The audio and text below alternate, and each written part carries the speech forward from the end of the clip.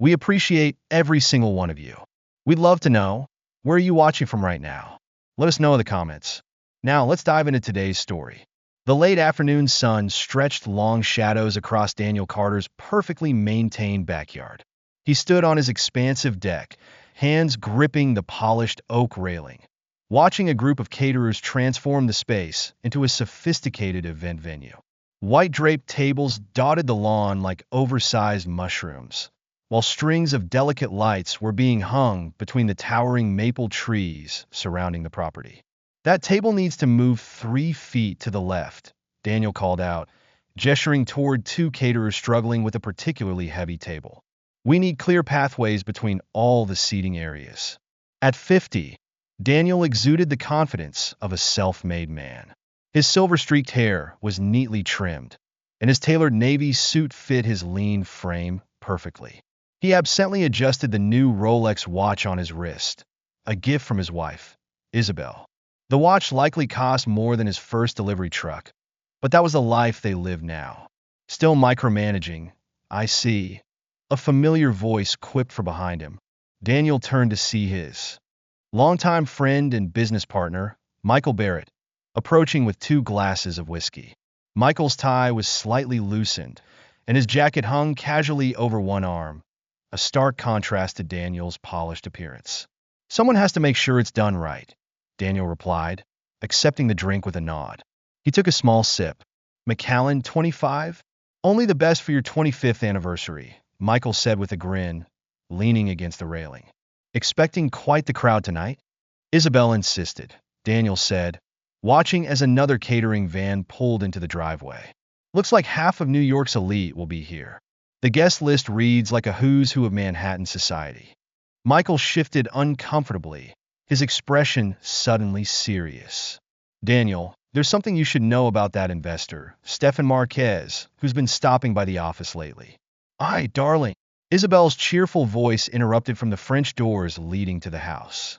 She stepped onto the deck, radiant in a champagne-colored designer gown that likely cost more than most people's monthly salaries. At 45, Isabel still turned heads, her dark blonde hair styled in soft waves and diamonds sparkling at her neck and ears. Following her was a tall, distinguished man with olive-toned skin and graying hair. His tailored suit spoke of old money, and his charming smile carried the air of European sophistication. Stefan arrived early, Isabel announced, lightly touching Daniel's arm. You remember Stefan Marquez, the art consultant from Madrid? He's been so helpful with furnishing the new office. Stefan stepped forward, extending his hand. Daniel, good to see you again. Your home is stunning. His subtle accent added an air of refinement to his words. Daniel shook his hand, noting how at ease Stefan seemed. Glad you could make it, Stefan. Was your flight comfortable? Thanks to your lovely wife. Everything was perfect, Stefan said, his gaze lingering on Isabel for just a moment too long. Before Daniel could respond, excited voices called from the lawn. Uncle Stefan, Matthew and Rachel, Daniel's teenage twins, rushed up the deck stairs. At 17, they were a perfect blend of their parents. Matthew with his father's athletic build and dark hair, and Rachel a younger version of Isabel with her mother's bright blue eyes. Ah, my favorite too, Stefan said warmly, embracing the teenagers. You've grown so much since Christmas. Daniel frowned slightly. Had Stefan been at their Christmas gathering? He couldn't recall, but the office project had consumed most of his time back then. Did you bring us anything from Spain? Rachel asked eagerly. Stefan laughed, pulling 2 small wrapped gifts from his jacket. Would I ever forget? But these are for later. All right. Michael cleared his throat. Daniel, about what I was saying. Darling, Isabel interrupted smoothly. The band needs directions on where to set up. Would you handle that? Daniel nodded, finishing his drink before walking away. As he did, he heard Stefan chatting with the twins, his tone as familiar as a close relative's rather than a business acquaintance. The next hour flew by in a flurry of last-minute preparations and greetings as guests began to arrive.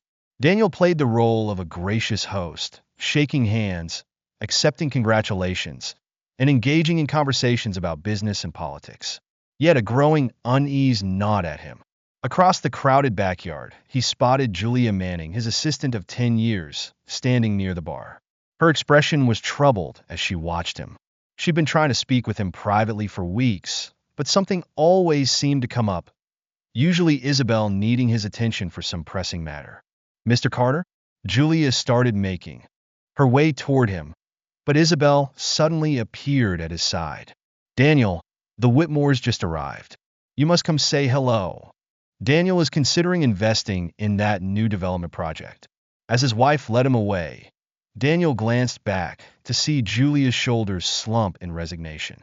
The party was in full swing as the sun began to set. Hundreds of tiny lights twinkled in the trees, casting a warm glow over the gathering. A jazz quartet played sophisticated background music while waiters circulated with champagne and hors d'oeuvres. Daniel stood near the bar, observing the scene with a businessman's eye for detail. The catering was impeccable, the music perfectly pitched to enable conversation, the lighting creating an intimate atmosphere despite the large crowd. Everything was perfect, almost too perfect. His gaze drifted to where Stefan Marquez held court near the pool, surrounded by admiring guests. The art consultant was regaling them with what appeared to be an amusing story, his hands gesturing expressively. Isabel stood at his elbow, laughing at all the right moments, her hand occasionally brushing his arm. "They seem quite comfortable together," Michael murmured, appearing at Daniel's side with fresh drinks. Daniel accepted the scotch without taking his eyes off the scene. Stefan's been around a lot this past year. Potential investments in the company, art consulting for the new buildings, cultural advice for our European expansion. "About that," Michael began, lowering his voice.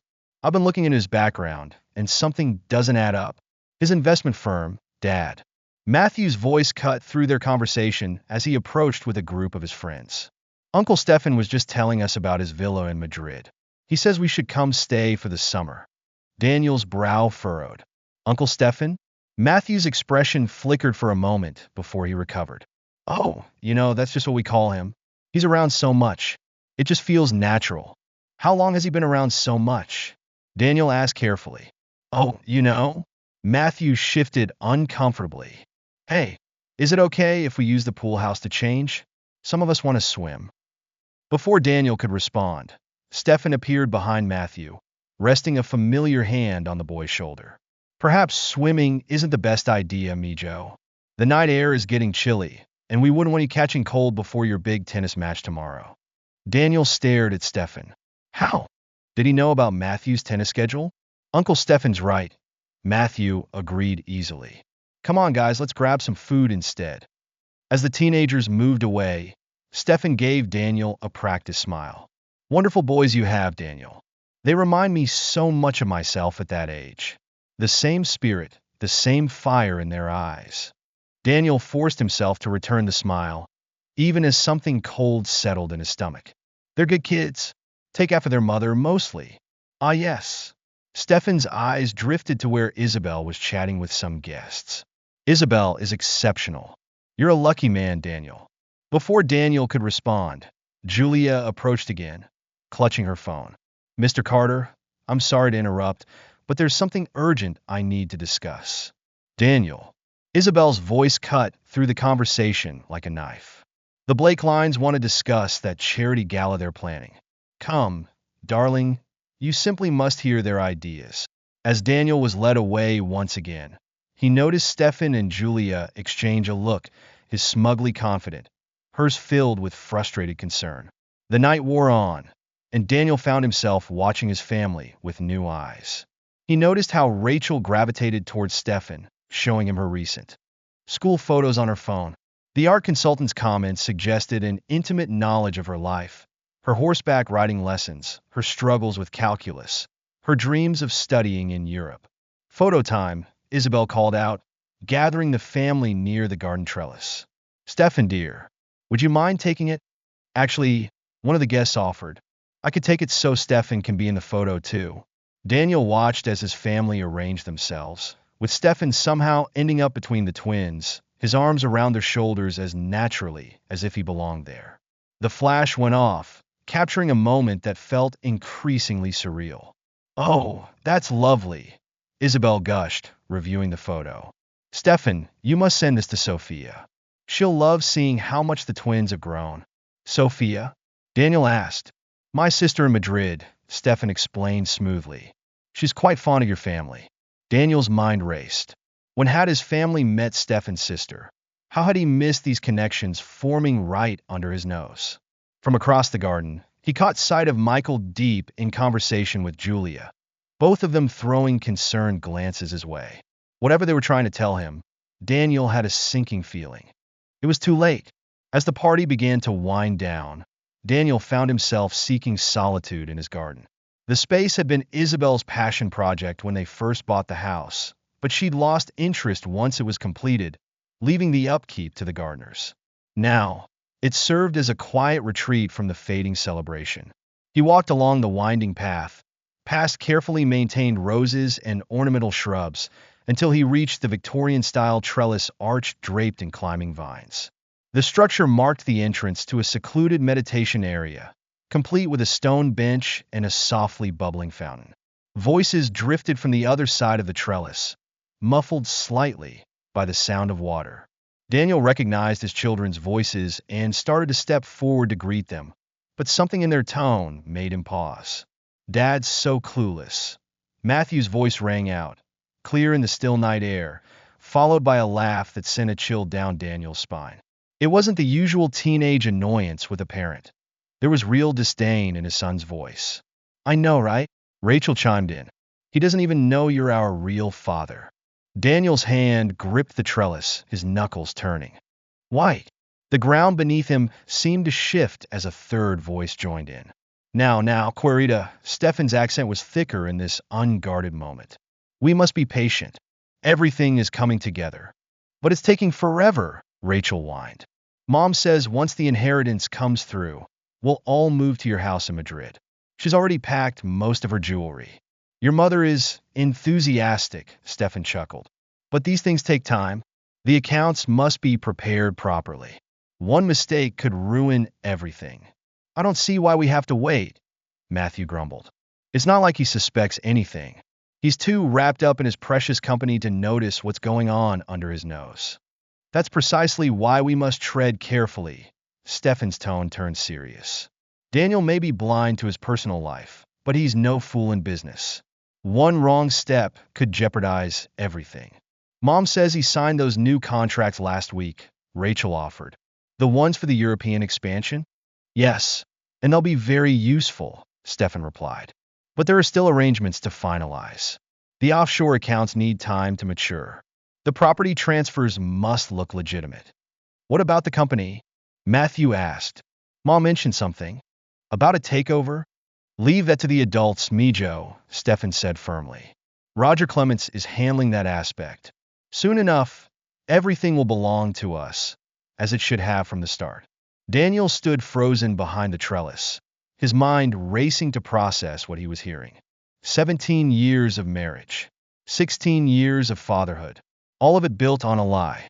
Every business deal, every family dinner, every moment he thought had been happiness was part of an elaborate scheme. I still can't believe he bought that story about the art consultancy, Matthew sneered. As if anyone would pay that much for those hideous, abstract pieces. Your father, Stefan caught himself. Daniel sees only what he wants to see. It's a common flaw in men who build themselves from nothing. They're so focused on proving themselves that they miss the truth right in front of them. Like Mom's trips to Madrid? Rachel giggled. Or all those consultations at the hotel downtown? Matthew added with a smirk. Stefan's voice sharpened. Enough. Your mother and I have shielded you from the darker sides of this situation. But you must understand what's at stake. One careless word, one slip, and everything we've worked for could unravel. Sorry, Papa, the twins said in unison, their words striking Daniel like a physical blow. Now return to the party, Stefan instructed. Your mother will be looking for you. Just a little while longer, and we'll never have to pretend again. Daniel heard their footsteps receding down the garden path, his children. No, Stefan's children. Their laughter about the deception echoed in his ears. He stayed hidden as Stefan's footsteps moved in the opposite direction. When he was finally alone, Daniel collapsed onto the stone bench, unable to hold himself upright any longer. The fountain bubbled cheerfully beside him, its sound now mocking the unraveling of his world. Everything made sense now. The interrupted conversations with Michael and Julia, Isabel's sudden enthusiasm for the European expansion projects, the twins' growing distance from him. The pieces were finally coming together, forming a picture of betrayal so complete it took his breath away. He pulled out his phone and stared at the family photo taken earlier that evening. They were all smiling at the camera, the perfect family portrait. But now, he could see what he had missed. The way Isabel leaned slightly toward Stefan, the effortless way the twins fit under his arms, the subtle conspiracy in their expressions. A message notification appeared on his screen, Julia trying one last time to warn him. Beneath it, an email from Roger Clements, his so-called colleague, likely another piece of the trap being set for him. Daniel stood slowly, slipping his phone back into his pocket. The garden path stretched out before him, leading back to the party where his wife, his children, and the man who had stolen them continued to play their roles in this elaborate facade. The quiet rage simmering within him was tempered by years of business experience. He had built his empire from nothing once before. He could do it again. But this time, he would make sure those who betrayed him lost everything. As he emerged from the garden, Daniel's face betrayed none of his inner turmoil. He joined a group of guests, laughing at their jokes and discussing business prospects as though his entire world hadn't just collapsed. After all, he had learned something valuable tonight. Sometimes the perfect lie wasn't the one you told others, but the one you told yourself. Across the yard, he caught Michael's eye and gave him a slight nod. Whatever his friend and Julia had been trying to tell him, he already knew the worst of it. Now it was time to plan his counter-move, and Daniel Carter hadn't become successful by playing defense. The party continued around him, crystal glasses clinking, music playing, conversations flowing. On the surface, nothing had changed. But beneath the perfect facade, the first cracks had appeared, and Daniel knew that when the collapse came, it would destroy everything in its path. The morning after his 25th wedding anniversary party, Daniel Carter sat in his home office, staring at the family portrait on his desk. The first rays of sunlight filtered through the windows, casting long shadows across the room. He hadn't slept. How could he, after what he had uncovered? The sound of Isabel's soft breathing drifted from their bedroom down the hall. She had no idea he had spent the night reviewing old photos, financial statements, and emails, seeing them all through new eyes. His phone buzzed. "I'm coming over," Michael said without preamble. "And I'm bringing someone you need to meet." 30 minutes later, Michael arrived with a man who looked more like an accountant than a private investigator. Average height, average. Build, unremarkable features. The kind of person you wouldn't notice in a crowd. "Daniel Carter, meet Darren Brown," Michael said, introducing the man in Daniel's study. "He's the best in the business at uncovering what people want to keep hidden." Darren set his briefcase on the desk. "Mr. Barrett has filled me in on the situation. But before we begin, I need to ask, are you certain you want to know everything? Some truths can't be unseen." Daniel let out a hollow laugh. "I heard my children call another man Papa last night. I think we're past the point of protecting my feelings." "Fair enough," Darren said, opening his briefcase. "I've already conducted preliminary research based on Mr. Barrett's concerns. Your wife's travel history over the past 17 years shows frequent trips to Madrid, often coinciding with school holidays or business conferences you were unable to attend." 17 years, Daniel muttered. "The twins are 16. "Exactly," Darren nodded. "And there's more. Your children's last physical included routine blood work. With the right access, those samples could be repurposed for DNA testing." Michael leaned forward. "Is that legal?" "It's a gray area," Darren replied. "The question is, do you want to know?" Daniel stood and walked to the window. Below, the remains of last night's party were being cleared away. A catering truck was pulling out of the driveway, and the gardeners were removing strings of lights from the trees. "Do it," he said without turning around. "I want proof of everything, the affairs, the financial dealings, all of it. Leave no stone unturned." "It will take time," Darren cautioned. "And it won't be cheap."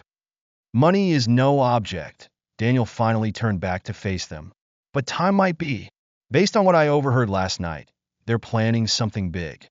I'll need access to your home and office computers, Darren said, pulling out a small device. This will mirror their hard drives without leaving a trace. And I'll need your authorization to play surveillance. A knock at the study door interrupted him. Daniel quickly signaled Darren to pack away his equipment. Come in, he called, keeping his voice casual. Isabel entered, still in her silk robe, looking fresh despite the early hour. Darling, I thought I heard voices. Michael, what brings you here so early? And who's this? Dave Brown, Darren answered smoothly, extending his hand. I'm with the Contractors Association. We were just discussing the new European development project. Of course, Isabel's smile was perfect practiced. Would anyone like coffee? I can have Rosa bring some up. No need, Michael stood. We were just leaving. Daniel, we'll continue this discussion at the office. After they left, Isabel wrapped her arms around Daniel from behind. You worked so hard on the party, darling. You should have slept in. Daniel forced himself to return her embrace, remembering the jewelry she'd already packed, the plans she'd already made. You know me, always working. Speaking of work, she pulled back slightly. Stefan mentioned he might stop by the office today. Something about those investment papers? Did? Daniel kept his voice neutral. I'll make sure Julia knows to expect him. Oh, don't bother Julia with it. I can handle all the arrangements. Of course you can, Daniel thought. The next few weeks passed in a blur of secret meetings and revelations. Darren's reports arrived daily, each one worse than the last. Email exchanges between Isabel and Stefan spanning nearly 2 decades. Offshore account transfers disguised as our purchases. Meeting records with Roger Clements, Daniel's biggest competitor, outlining plans for a hostile takeover. The DNA results arrived. On a Tuesday morning, Daniel stared at the numbers and charts that proved what he'd already known in his heart. The twins were not his children. He was reviewing the latest batch of documents in his office when Julia finally managed to corner him alone. She closed the door behind her, her usual professional demeanor cracking with urgency. Mr. Carter, I've been trying to tell you, Mrs. Carter has been copying company documents. She's been meeting with Roger Clements from our rival firm. Daniel looked up at his loyal assistant. How many times had she tried to warn him? How many signs had he missed? I know, Julia. He smiled grimly. And I know about the planned hostile takeover, too. Julia sank into the chair across from his desk. How long have you known? Since the anniversary party. Daniel passed her one of Darren's reports. They're planning to strip the company assets, transfer everything to offshore accounts, and leave me with nothing but debt and federal investigations. Those bastards, Julia whispered, scanning the documents. What are you going to do? What I do best, Daniel replied. Build something new from the ground up. But first, I'm going to need your help. The law office of Jerry Shannon and Associates occupied the entire top floor of a downtown Manhattan high-rise. Daniel sat in the conference room with Jerry Shannon and Carrie Douglas, his financial advisor, surrounded by stacks of documents and empty coffee cups. They'd been working through the night, methodically dismantling and rebuilding Daniel's empire.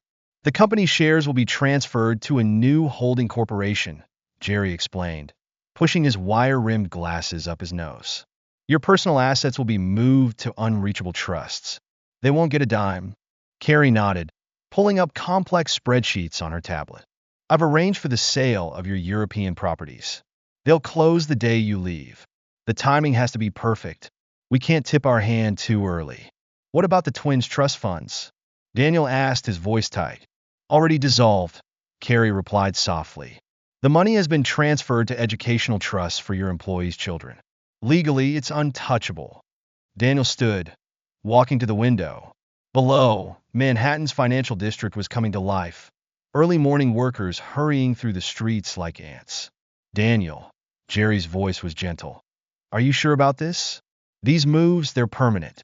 Once we set this in motion, there's no going back. They made their choice 17 years ago, Daniel replied without turning around. Now I'm making mine. There's something else you should see, Carrie said, pulling out another file. We've been tracking Stefan Marquez's art dealings. They're not just a cover for his relationship with Isabel. They're part of an international money laundering operation. If this gets out when Daniel corrected her. When this gets out. But not yet. First, we need to make sure everything's in place. The next few weeks required Oscar-worthy performances from Daniel. He maintained his routine perfectly, playing the role of oblivious husband and businessman.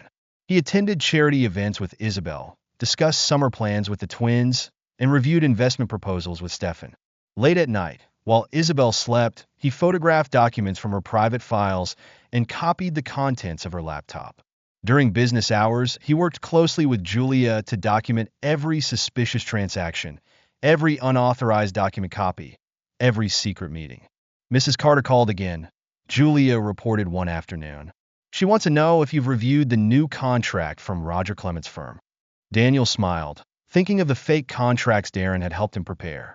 Tell her I'll look at it tonight. Oh. And Julia, thank you. For everything. Just promise me one thing, Mr. Carter, she replied. When this all comes down, make sure they get what they deserve. Oh, they will, Daniel assured her. They definitely will. The final piece of Daniel's plan came together over dinner at an exclusive restaurant in downtown Manhattan. Isabella Castillo, a legitimate developer from Madrid, sat across from him, reviewing the contracts for what would appear to be the biggest deal of his career. Or at least, that's what Isabel would be led to believe. Everything appears to be in order, Mr. Carter, Isabella said in perfect English, though with a slight accent. Though I must admit, your terms are unusually generous. Call it an investment in the future, Daniel replied, signing the contracts with a flourish. And please call me Daniel. Later that evening, he presented the deal to Isabel over dinner in their formal dining room. The twins were out with friends, or with Stefan, he suspected, leaving them alone in the sprawling house. It's a 2-year commitment minimum, he explained, watching her reaction carefully. But the profits will set us up for life. Isabel's eyes lit up, just as he'd expected. The twins could attend school in Europe. I'll start looking at houses. Actually, Daniel interrupted, taking a sip of wine to mask his expression, I think you should stay here, manage things. Stefan can help with any art acquisitions for the new properties, but surely the children need to finish their education here, Daniel said firmly. Besides, someone needs to oversee the company's domestic operations. Who better than you? He watched the calculations play out behind her eyes. 2 years of freedom to operate without his interference. 2 years to complete whatever scheme she and Stefan had devised. Of course, darling, she finally replied, reaching across the table to squeeze his hand. You're absolutely right. The children's education should come first. Daniel squeezed back, thinking of the documents waiting in Michael's safe. I knew you'd understand. After all, family is everything, isn't it? That night, as Isabel slept beside him, Daniel sent a series of encrypted messages from a burner phone. The pieces were all in place. Darren's evidence compiled and verified, Carrie's financial transfers arranged, Jerry's legal documents prepared, and Isabella's role in the deception secured. Soon, very soon, the perfect lie they'd built would come crashing down. But first, Daniel had one more role to play. The trusting husband, going off to build a better future for his family. The irony almost made him laugh. Daniel sat in Dawn Harper's unremarkable office in a quiet Manhattan suburb, watching the former intelligence operative type rapidly on multiple screens. Her fingers moved with practiced precision, building his new life piece by digital piece. Your cryptocurrency accounts are set up, Dawn said without looking away from her monitors. I've distributed the funds across multiple wallets using different blockchain networks. Even if they somehow trace one, they'll never find them all. And the identities? Daniel asked, examining the passport spread before him. Each bore his photo, but with subtle differences. Different haircuts, different glasses, different names. Michael Chun, Canadian businessman. James Foster, British consultant. Robert Nash, Australian investor. Dawn pointed to each passport in turn. Each identity has a complete digital footprint going back 15 years. Tax records, credit history, social media presence. Everything needed to withstand scrutiny. Darren Brown, who had recommended Dawn's services, stood by the window, keeping watch. The documents you requested are ready too. Full dossiers on Stefan's art fraud operation, Isabel's involvement, the planned hostile takeover, everything. Daniel picked up one of the passports, feeling its weight. How long before they realized they're fake? Dawn's laugh was sharp. Mr. Carter, these aren't fake. They're real passports, issued by real governments, backed by real documentation. The only fake thing is the name attached to them. A knock at the door made them all tense, but it was just Michael arriving for the final briefing. Daniel's friend and business partner looked exhausted. The past few weeks of preparation had taken their toll on everyone. Daniel handed him a USB drive. This contains everything. Proof of their affairs, the embezzlement attempts, Stefan's criminal record in Europe. Release it to the authorities in exactly 1 month. Michael turned the small device over in his hands, his expression grim. The company's shares? Already transferred to the employees' trust. You're the new CEO. Daniel smiled at his friend's surprised look. Who better to lead them? You helped build this company as much as I did. The timing has to be perfect, Dawn interrupted, still focused on her screens.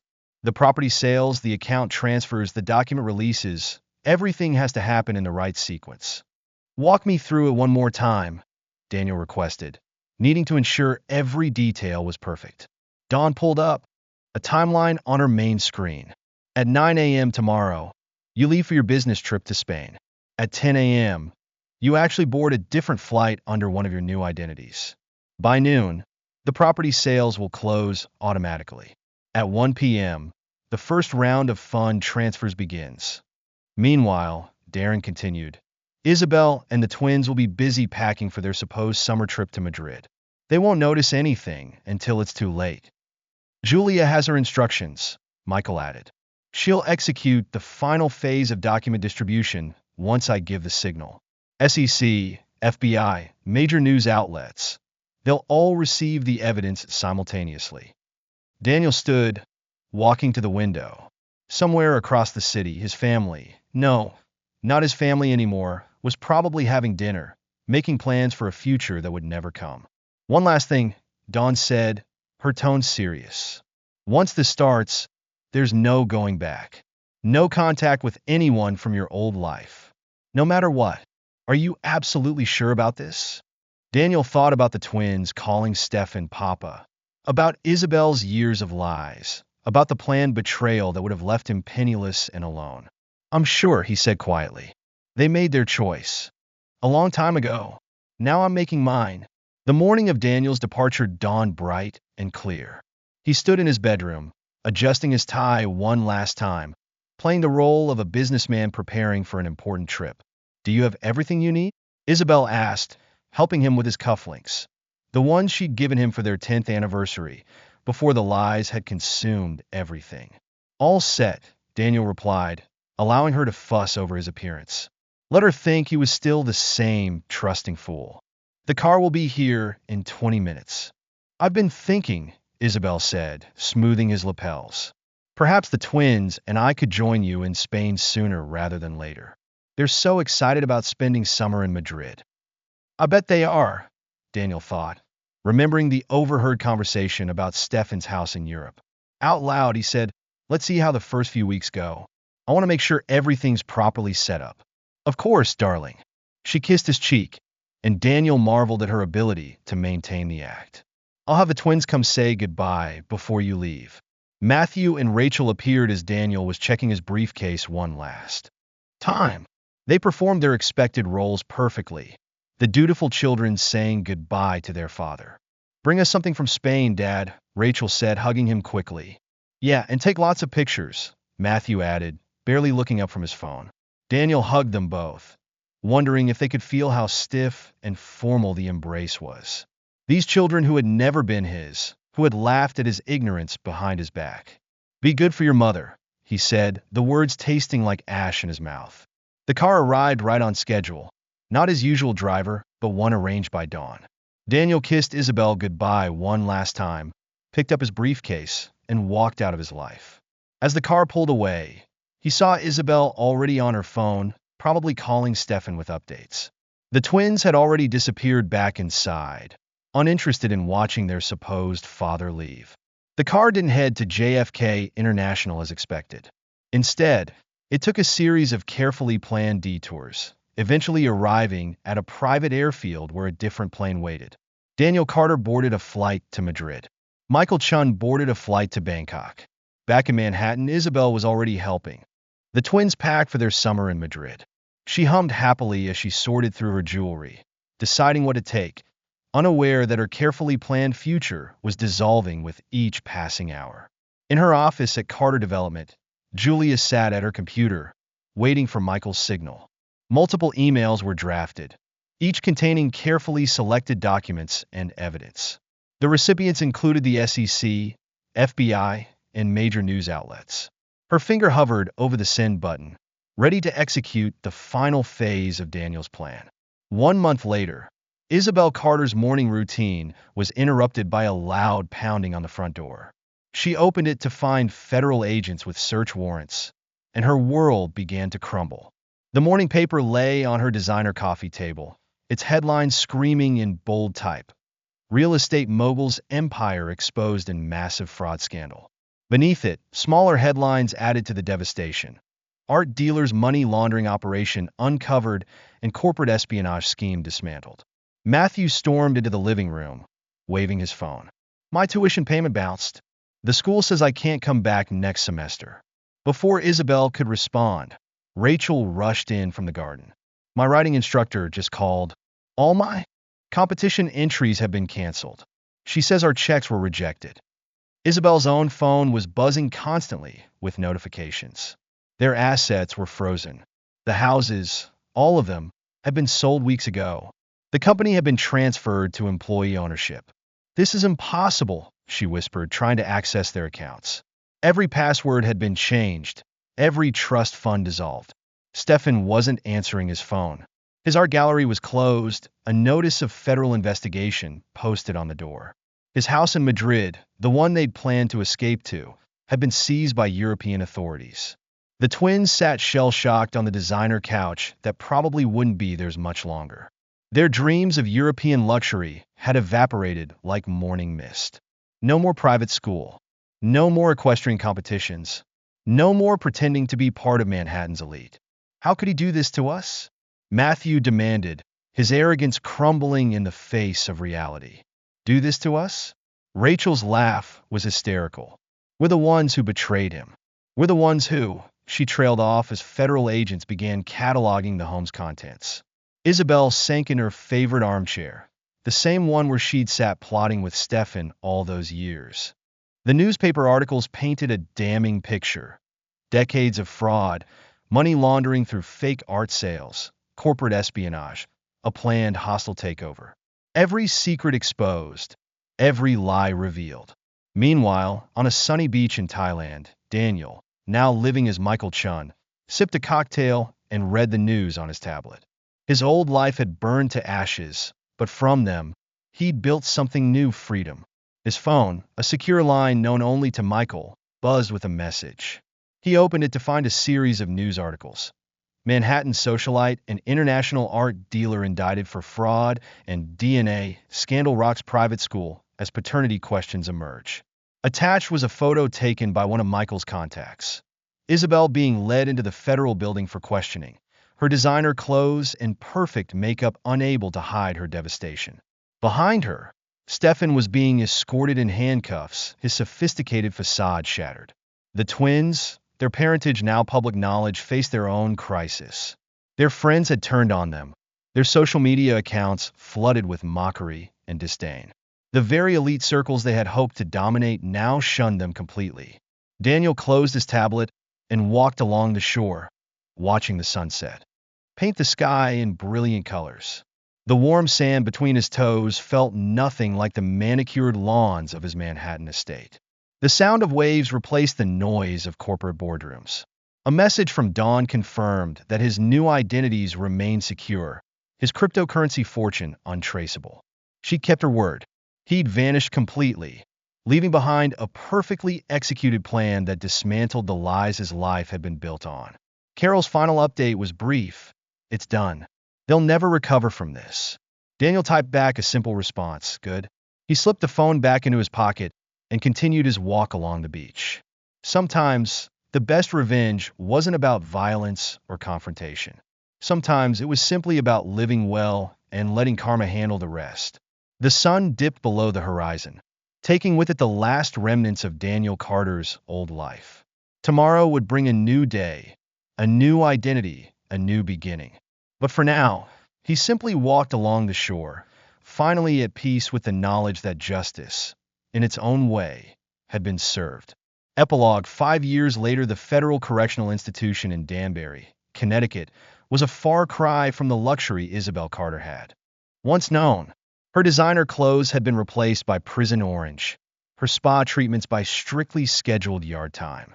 After 5 years, she still hadn't adjusted to the harsh fluorescent lighting that made her premature wrinkles more pronounced. "Visitor for you, Carter," the guard announced, leading her to the visiting area. Rachel sat at one of the metal tables, looking nothing like the privileged teenager she'd been.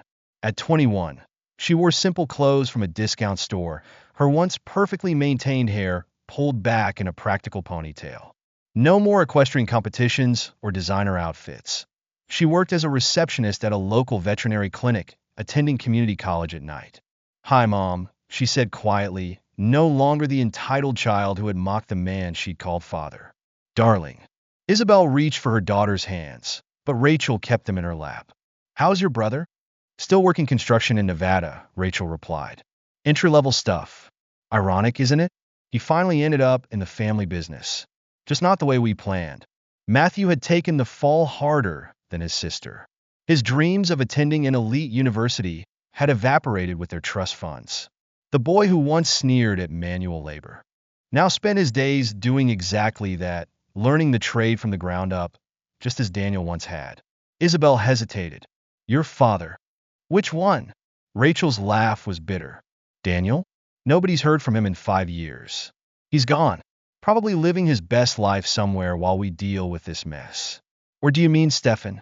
Still got 12 years left in federal prison. Last I heard, the international money laundering charges really did him in." Stefan Marquez, once the sophisticated art dealer from Madrid, now resided in a maximum security facility. His international art fraud scheme had attracted attention from multiple governments. The man who had plotted to steal another's fortune had lost everything: his freedom, his reputation, and even his family. "Have you spoken to Michael lately?" Isabel asked, trying to change the subject. "Why would he speak to me? He's busy running the company. Successfully, I might add. They just opened their 5th international office." Rachel's expression hardened. The employees' trust was the best thing that could have happened to them. The stock value has tripled. Kimberly had been promoted to Chief Operations Officer, her loyalty and integrity finally rewarded. She implemented new transparency policies that made the company stronger than ever. The boardroom where Isabel had once conspired now hosted employee profit-sharing meetings. "I saw the Hendersons at the grocery store last week," Rachel continued. "Remember them? They used to be at all your charity events." Mrs. Henderson turned down the aisle rather than face me. "Guess that's still happening after 5 years." Manhattan's elite social circles, which had once been Isabel's playground, now shunned any connection to the scandal. The charity board she'd sat on, the exclusive clubs she'd dominated, all had erased her name from their records. The society pages now celebrated younger, more trustworthy socialites. "Your trust fund," Isabel began, "was transferred to scholarship programs for employees' children."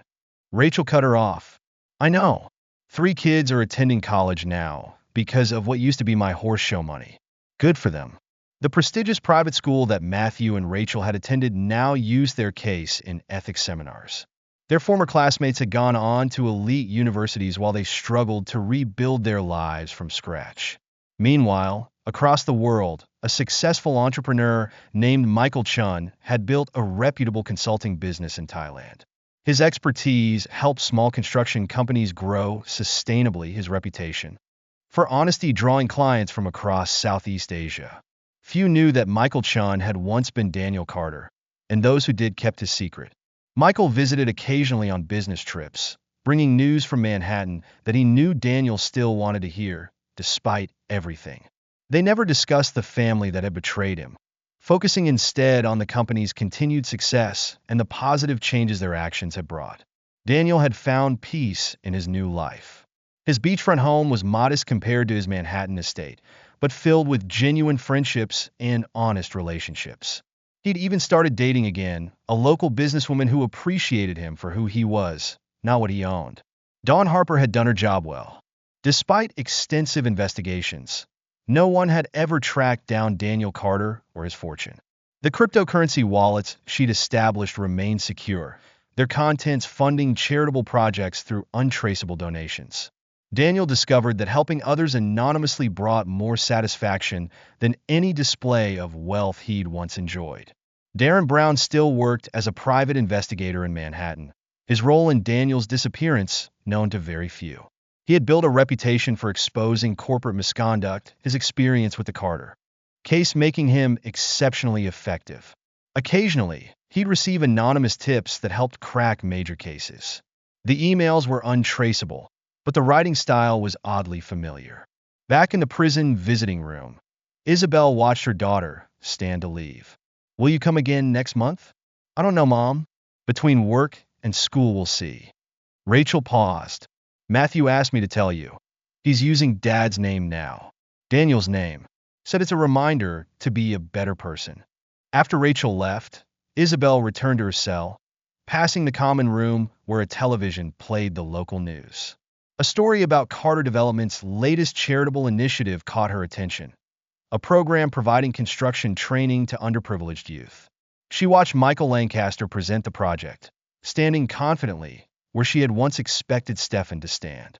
That night, in her narrow prison bed, Isabel dreamed of her old life, the parties, the scheming, the carefully constructed facade.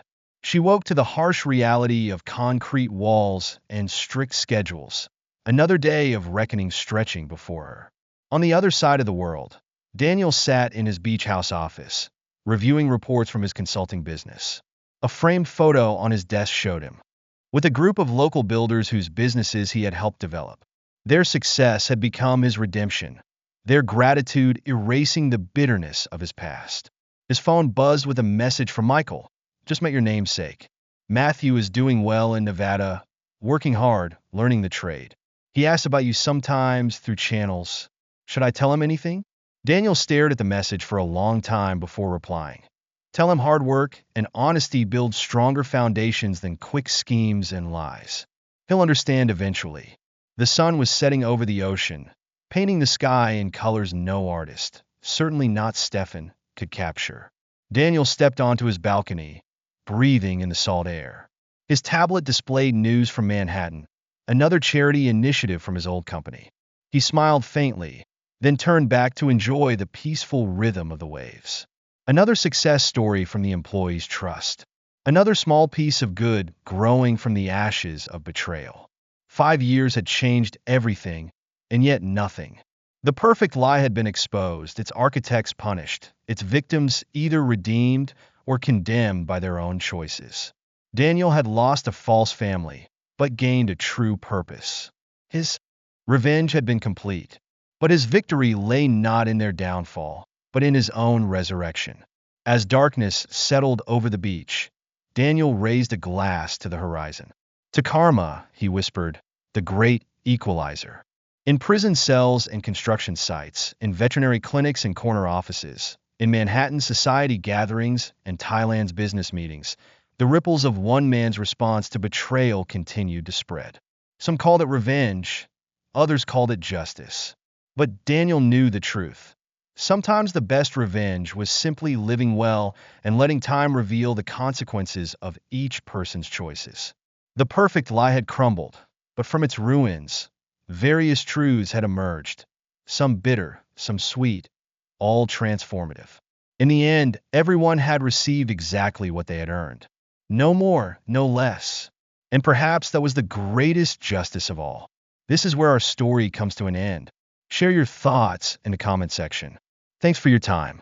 If you enjoyed this story, please subscribe to this channel. Click on the video you see on the screen, and I'll see you there.